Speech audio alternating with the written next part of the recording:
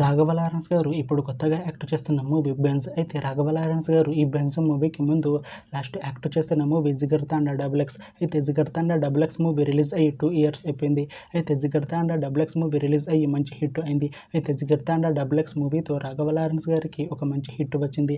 అయితే రాఘవ లారెన్స్ గారు Jigarthanda double X movie release తర్వాత 2 ఇయర్స్ టైం గ్యాప్ తీసుకొని ఇప్పుడు మళ్ళీ ఈ బెన్స్ మూవీలో యాక్ట్ చేస్తున్నారు రాఘవ లారెన్స్ గారు. చూడాలి రాఘవ లారెన్స్ గారికి ఈ బెన్స్ మూవీతో కూడా ఒక మంచి హిట్ తనకి వస్తుందా లేదా అనేది మనం ఈ బెన్స్ మూవీ రిలీజ్ అయ్యాక చూడాలి.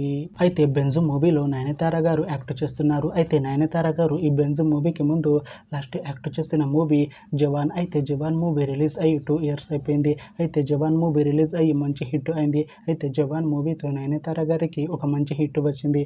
అయితే నయనతార గారు జవాన్ మూవీ రిలీజ్ తర్వాత 2 ఇయర్స్ టైం గ్యాప్ తీసుకొని ఇప్పుడు మళ్ళీ ఈ బెన్స్ మూవీలో యాక్ట్ చేస్తున్నారు నయనతార గారు. చూడాలి నయనతార గారికి ఈ బెన్స్ మూవీతో కూడా ఒక మంచి హిట్ తనకి వస్తుందా లేదా అనేది మనం ఈ బెన్స్ మూవీ రిలీజ్ అయ్యాక చూడాలి. అయితే బెన్స్ మూవీ టీం ఈ మధ్య ఒక చిన్న టీజర్ ని విడుదల చేసింది. అయితే దానికి మంచి రెస్పాన్స్ వచ్చింది.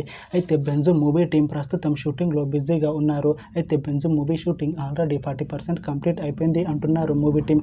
అయితే బెన్స్ మూవీ టీం మాత్రం చాలా కాన్ఫిడెంట్ గా ఉన్నారు. ఈ బెన్స్ మూవీ చాలా పెద్ద హిట్ అవుతుంది అంటున్నారు మూవీ టీం.